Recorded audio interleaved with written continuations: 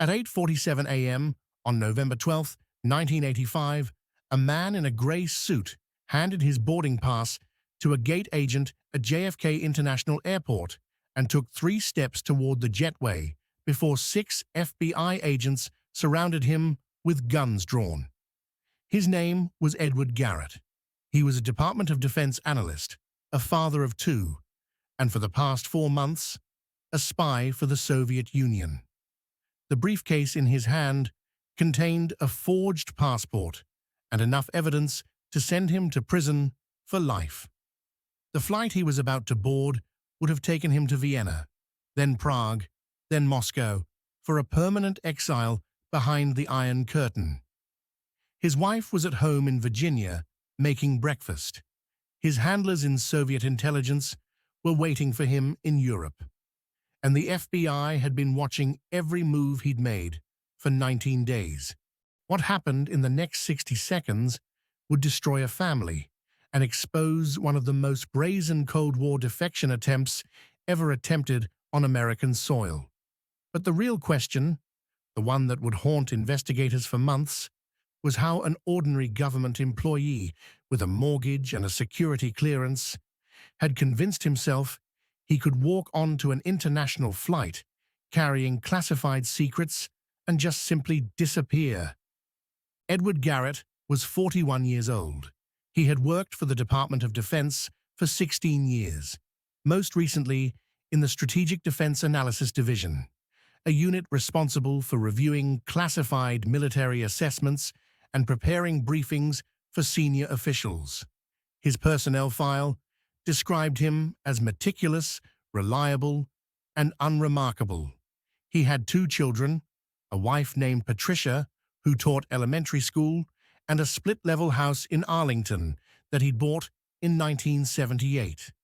His neighbors would later tell reporters that the Garretts seemed like the kind of family you'd see in a commercial, pleasant and ordinary, the type of people who mowed their lawn on Sundays and put up Christmas lights the day after Thanksgiving. But something had changed. In the summer of 1985, Garrett began making unusual requests at work. He asked for access to files outside his typical purview, files related to NATO troop deployments and communication protocols. His supervisor, a career bureaucrat named Michael Hendricks, initially dismissed the requests as professional curiosity, the kind of initiative that looked good during performance reviews. Garrett was careful, never pushing too hard, never asking for anything so sensitive that it would trigger an immediate security review. He simply expanded his access incrementally, one document at a time, building a mosaic of information that would have been valuable to anyone interested in Western military capabilities during one of the most tense periods of the Cold War. What Hendricks didn't know, what no one at the Department of Defense knew at the time, was that Garrett had been approached 6 months earlier. It happened in Washington, at a conference on defense policy held at a hotel near DuPont Circle. A man who introduced himself as Dmitry Kuzov, claiming to be a trade representative from the Soviet embassy, struck up a conversation with Garrett during a coffee break. The conversation was innocuous, focused on the presentations they'd just heard, the quality of the hotel coffee, the traffic in the city. Kuzov was charming, well-dressed, and spoke English with only a slight accent. He suggested they exchange business cards, perhaps continue the conversation over dinner sometime. Garrett, flattered by the attention and seeing no harm in networking, agreed. The dinners began in June. Kuzov was generous, taking Garrett to expensive restaurants in Georgetown, paying for bottles of wine that cost more than Garrett made in a week, and slowly, carefully steering their conversations toward work. Not in any obvious way, nothing that would raise alarms, just professional shop talk between 2 men interested in international relations. Kuzov would mention challenges facing the Soviet Union, economic pressures, the desire for stability, and Garrett would respond with his own perspectives, shaped by the classified briefings he read every day. It wasn't until the fourth dinner at a French bistro on M Street that Kuzov made his pitch. He didn't call it espionage. He called it a business opportunity, a consulting arrangement. The Soviet government was interested in better understanding Western defense postures, not for aggressive purposes, Kuzov insisted, but to ensure they weren't caught off guard by NATO exercises or policy shifts that might destabilize the region. They were willing to pay for insights, for copies of assessments, for anything that might help them sleep a little easier at night. The amount Kuzov mentioned was staggering: $10,000 for the first package of documents, with the promise of more to come. Garrett, who had recently learned that his daughter would need expensive orthodontic work and that his son had been accepted to a private high school they couldn't quite afford, didn't say no immediately. He asked for time to think. By July, Garrett had made his decision. He began photographing documents using a Minox camera that Kuzov provided. Tiny rolls of film that could be concealed in a hollowed-out book or the lining of his briefcase. The first exchange happened in Rock Creek Park, a classic dead drop where Garrett left the film canister beneath a loose stone near a jogging path and retrieved an envelope stuffed with $100 bills. The money was real, the transactions smooth, and for the first few weeks, Garrett convinced himself he was simply exploiting a broken system, that the information he was providing wasn't truly damaging, that he deserved compensation for his expertise. The routine became almost mechanical. Every 2 weeks, Garrett would spend late evenings in his office, waiting until the cleaning staff had finished their rounds and the building had emptied. He'd pull files from the secure cabinet he had access to, lay them flat on his desk under the harsh fluorescent lights, and methodically photograph each page with the Minox. The camera was remarkable in its simplicity, small enough to fit in his palm, virtually silent, and capable of capturing legible images even in low light. He'd return the files before morning, develop the film in his basement darkroom, a hobby space he'd built years earlier for his brief interest in photography, and prepare the canisters for the next dead drop. The drops varied in location, but followed a consistent pattern. Kuzov had provided him with a list of sites throughout the Washington area, each carefully chosen for their accessibility. Sometimes it was Rock Creek Park, other times the grounds of the National Arboretum, or a particular bench near the tidal basin. Garrett would arrive at the designated location during his lunch break or on his way home from work, leave the canister in the prearranged hiding spot, and return several hours later to collect his payment. He never saw Kuzov during these exchanges. That was the point. The dead drop system ensured that if one of them was under surveillance, the other would remain clean. The documents Garrett provided escalated in sensitivity as summer turned to fall. What had begun with relatively mundane assessments of NATO readiness evolved into something far more dangerous. By August, he was photographing threat analyses that detailed American intelligence capabilities in Eastern Europe, communication intercepts that revealed how the United States monitored Soviet military movements, and strategic assessments that outlined vulnerabilities in Western defense networks. Each new batch of documents earned him more money. The initial $10,000 had grown to $15,000, then $20,000. By September, Garrett had deposited nearly $40,000 into various accounts, carefully structured to avoid triggering banking regulations that required reporting of large cash transactions. The money changed things. Patricia noticed that Edward seemed less stressed about bills, that he'd paid off their credit card debt without explanation, that he'd agreed to Sarah's expensive orthodontic treatment without the lengthy financial discussions that usually preceded major expenses. When she asked about it, he told her He'd been doing some consulting work on the side, technical writing for a defense contractor that paid well but required confidentiality agreements. Patricia, who had never shown much interest in the details of Edward's work, accepted the explanation. Their marriage had settled into a comfortable routine of separate spheres. She managed the household and the children. He handled his career and the finances, and neither questioned the other too closely. But the compartmentalization that made Garrett's double life possible also created a deepening sense of isolation.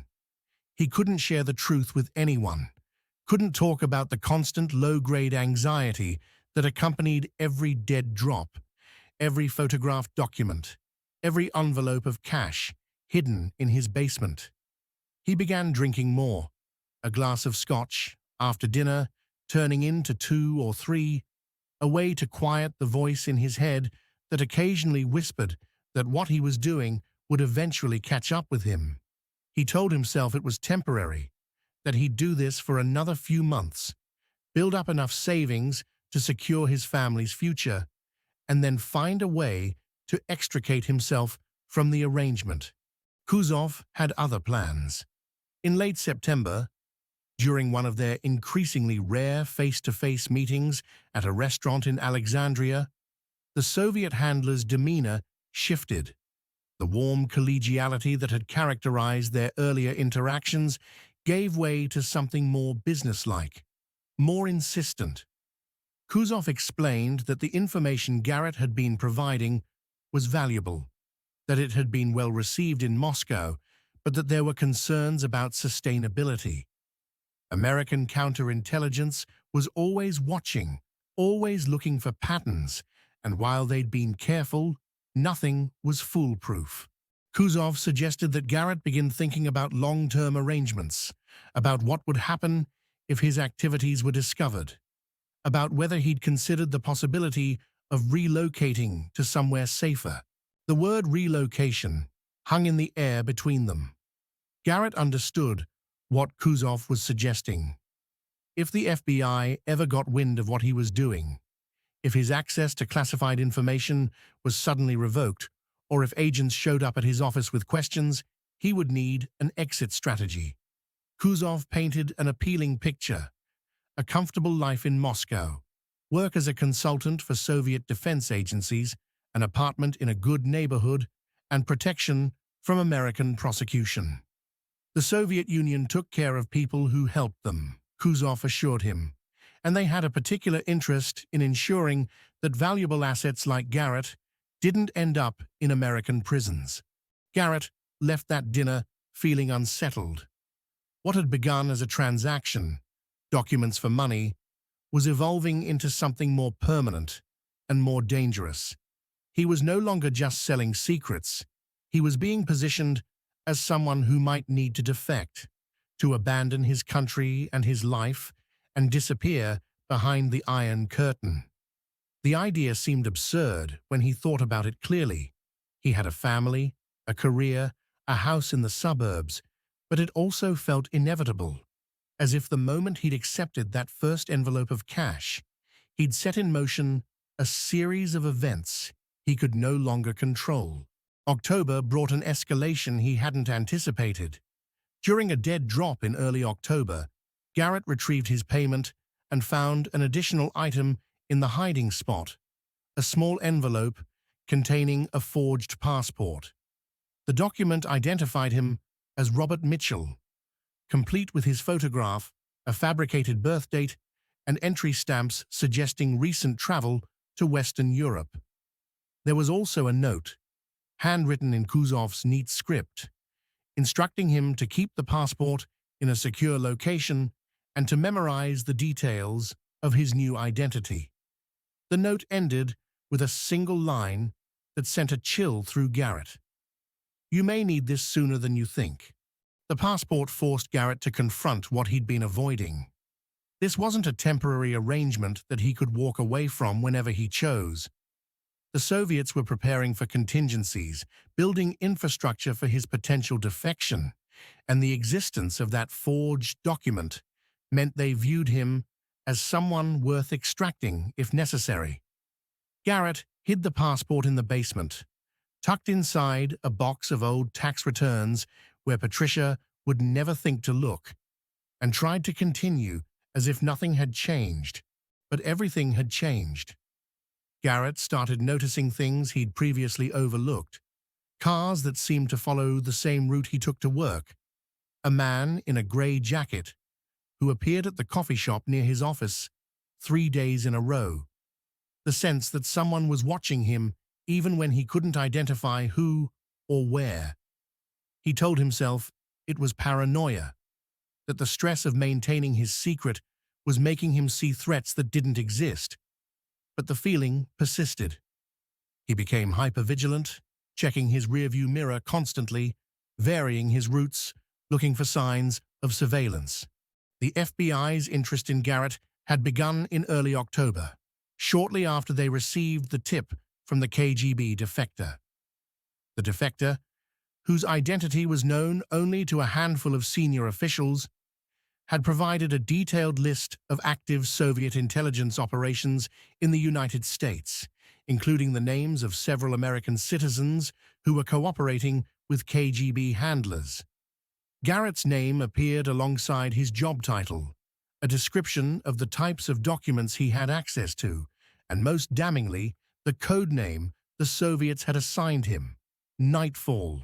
Special Agent Donald Reese, a 15-year veteran of the FBI's Counterintelligence Division, was assigned to lead the investigation. Reese had worked dozens of espionage cases, but something about the Garrett file bothered him immediately. The man didn't fit the typical profile. He wasn't ideologically motivated.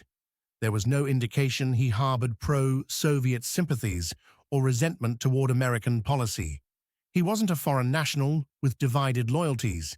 He was just an American bureaucrat with money problems, and that made him both sympathetic and dangerous. Reese knew from experience that people like Garrett often convinced themselves they weren't really doing anything wrong, that they could control the situation, that they'd stop before it went too far. They were always wrong. The surveillance began with the basics, monitoring Garrett's communications, tracking his financial transactions, documenting his movements. Within days, the FBI confirmed what the Defector had reported. Garrett was making regular deposits that far exceeded his government's salary. Phone taps revealed cryptic conversations that appeared to involve coded language. Physical surveillance captured him making stops in locations that had no obvious purpose, parking lots where he'd sit in his car for 10 minutes before driving away, parks where he'd take brief walks off established paths. By mid-October, the FBI had identified Kuzov. Agents photographed Garrett meeting with the Soviet trade representative at restaurants in Georgetown and Alexandria, though they were careful not to get close enough to risk detection. Kuzov was a known quantity, a KGB officer operating under diplomatic cover, and his involvement confirmed the severity of the case. This wasn't a low-level intelligence-gathering operation. It was a targeted recruitment of a Defense Department employee with access to NATO secrets, and the Soviets were running it professionally. Reese faced a decision. The standard procedure would be to confront Garrett immediately, offer him a deal in exchange for cooperation, and use him to feed disinformation back to the Soviets while building a broader case against Kuzov and other KGB operatives. But the timing felt wrong. Garrett had only been actively spying for a few months, and while the damage was significant, Reese suspected there was more to uncover. If they moved too quickly, they might miss other players in the network, other Americans Kuzov was handling, or broader patterns in Soviet intelligence operations. Reese made the call to let Garrett run. The surveillance would continue, meticulous and comprehensive, documenting every meeting, every dead drop, every classified document Garrett accessed. They would build an airtight case, the kind of evidence that would guarantee a conviction and send a clear message to anyone else considering betraying their country. And if Garrett tried to defect, as the forged passport suggested he might, they would be ready. Garrett sensed the walls closing in, even if he couldn't articulate why. In late October, he told Patricia he'd been assigned to a special project that might require travel, planting the seeds for an explanation if he needed to leave suddenly. He began consolidating his finances, withdrawing cash in smaller amounts to avoid attention, and making copies of important documents.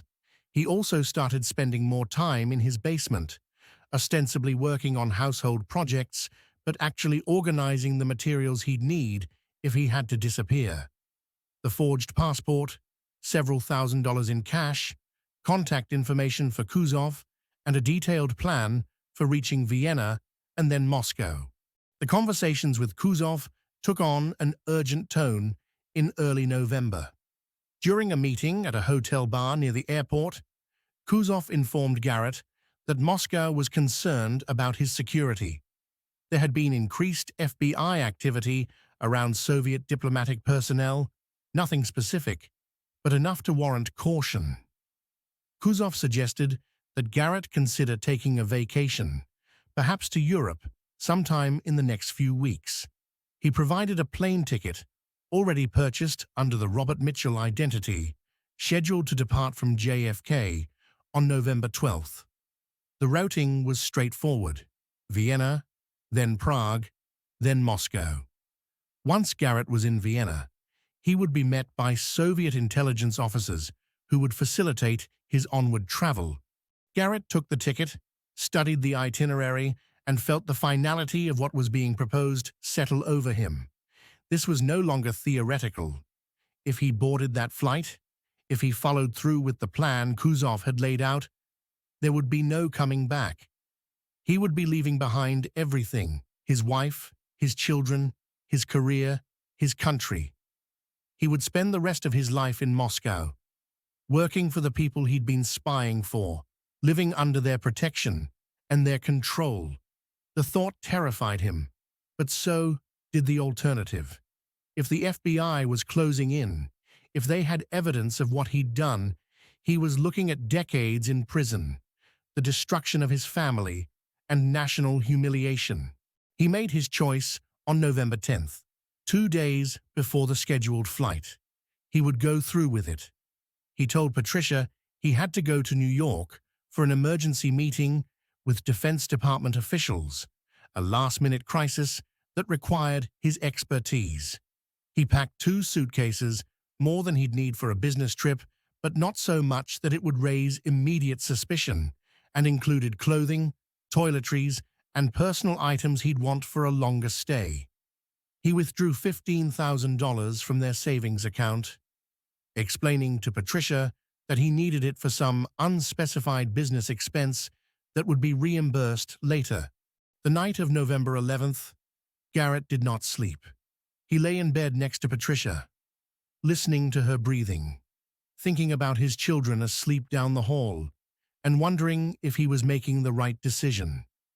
Part of him wanted to wake her up, confess everything, beg for forgiveness, and figure out some other path forward. But he knew there was no other path. He'd crossed too many lines, taken too much money, provided too many secrets. The only question now was whether he'd spend the rest of his life in an American prison or a Moscow apartment, and when framed that way, the choice seemed obvious. In the first early hours of November the 12th, Garrett rose quietly and dressed in the gray suit he'd bought specifically for the trip. He carried his suitcases to the car while his family still slept, careful not to wake them, and left a note on the kitchen table. The note was deliberately vague, apologetic, without being specific, explaining that he needed to be away for a while, that he'd call when he could, that they shouldn't worry. As he backed out of the driveway, he looked up at the darkened windows of his house and wondered if he'd ever see it again. He drove to JFK in the pre-dawn darkness, the highways nearly empty, his mind racing through the plans he'd made and the new life waiting for him in Moscow. Kuzov had promised him safety, a comfortable apartment, work consulting for the Soviet Ministry of Defense, and most importantly, protection from prosecution. Garrett had no intention of ever returning to the United States. He arrived at the airport just after 6, parked in long-term parking, and made his way to the international terminal. The airport was beginning to fill with the morning rush, business people and tourists hauling luggage toward check-in counters. The terminal alive with the ambient noise of rolling wheels and muffled announcements. Garrett checked in for his flight without incident, passed through security with his forged passport, identifying him as Robert Mitchell, and proceeded to the gate. He bought a coffee and a newspaper, settled into a seat with a view of the tarmac, and allowed himself to relax. In 2 hours, he'd be in the air.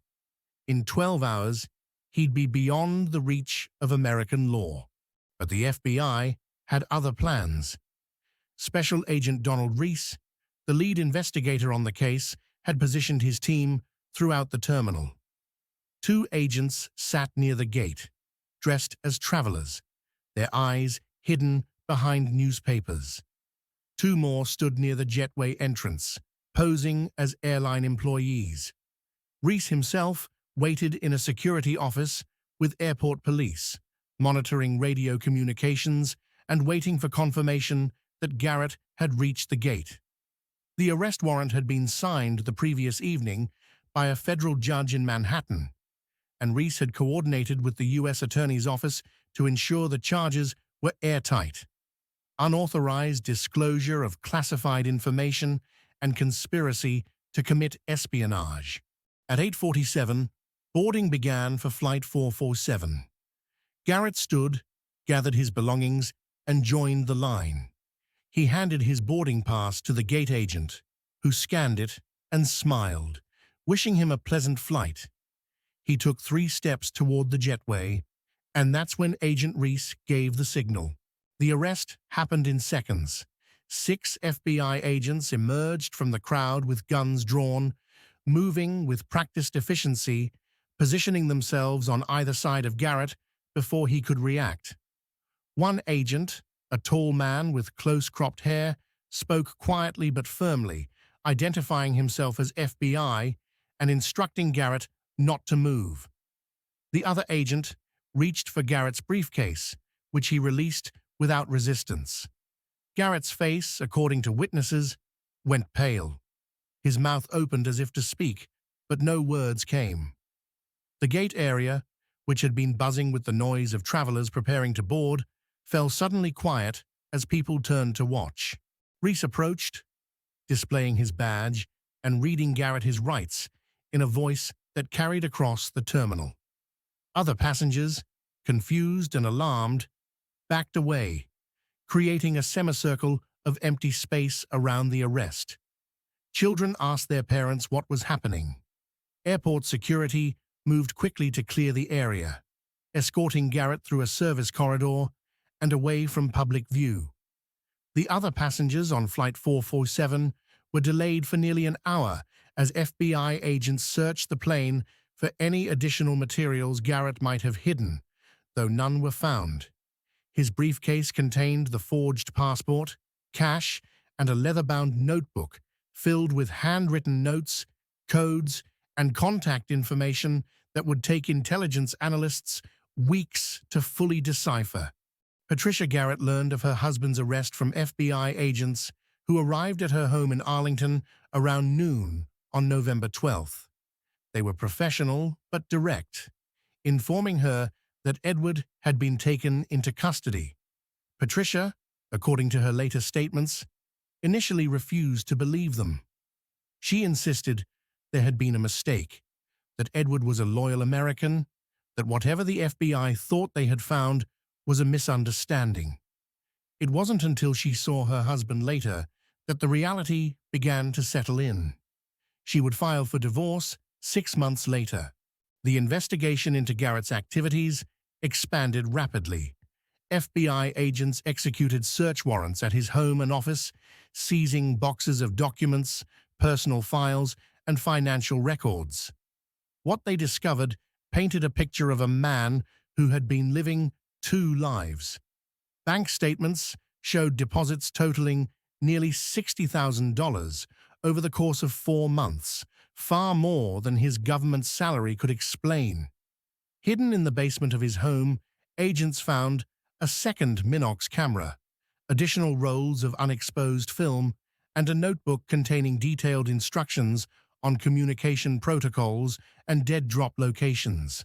In his office, they found evidence that he had accessed classified materials far beyond his authorization level, copying files related to NATO contingency plans, satellite reconnaissance capabilities, and vulnerabilities in American early warning systems. The damage assessment took months. The Department of Defense assembled a task force of security specialists, intelligence analysts, and military officers to review every document Garrett had accessed and determine what information he might have passed to Soviet intelligence. The conclusions were sobering. While Garrett hadn't had access to the most sensitive materials, what he had provided was significant enough to compromise multiple operations and potentially endanger personnel.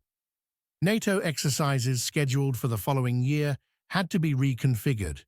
Communication protocols were changed. Encryption methods were updated. The cost, both in dollars and in strategic advantage, was estimated in the tens of millions. Dmitry Kuzov disappeared. Within days of Garrett's arrest, the Soviet embassy announced that Kuzov had returned to Moscow for personal reasons. The State Department, in a carefully worded statement, declared Kuzov persona non grata and made it clear he would face immediate arrest if he ever returned to the United States. Diplomatic tensions escalated briefly, with the Soviet government denying any knowledge of espionage activities and accusing the United States of conducting a politically motivated witch hunt. The denials fooled no one.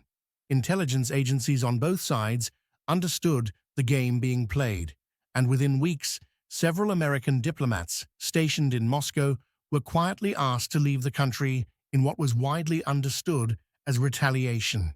After an initial appearance in the Eastern District of New York, the case was transferred to the District of Columbia. Garrett's trial began in March of 1986. The prosecution presented overwhelming evidence: surveillance photographs, recorded phone conversations, the testimony of FBI agents who had watched Garrett make dead drops and meet with Kuzov, and most damning, the classified documents themselves. Garrett's defense team, led by a prominent Washington attorney named Marcus Bellamy, attempted to argue that Garrett had been entrapped, that he'd been manipulated by sophisticated foreign operatives, and that his actions, while illegal, didn't rise to the level of the charges being presented. The argument failed.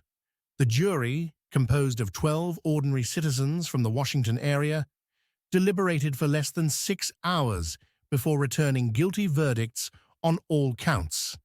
The judge, a Carter appointee with a reputation for strict adherence to the law, scheduled sentencing for May.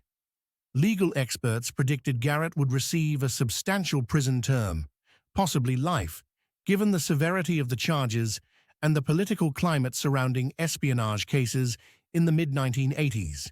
On May 23, 1986, Edward Garrett stood before the court to hear his sentence. He had lost weight during the trial, his face drawn and haggard. His attorney made a final plea for leniency, arguing that Garrett had cooperated with investigators, that he had expressed remorse, and that his family had suffered enough. The prosecution countered with a detailed recitation of the harm Garrett's actions had caused, the lives potentially endangered, the strategic advantages lost, and the message that had to be sent to others who might consider similar betrayals. The judge imposed a 35-year term under the Espionage Act. In his remarks, The judge noted that Garrett had violated a sacred trust, that he had traded the security of his country for personal gain, and that the court had a responsibility to ensure such actions carried severe consequences.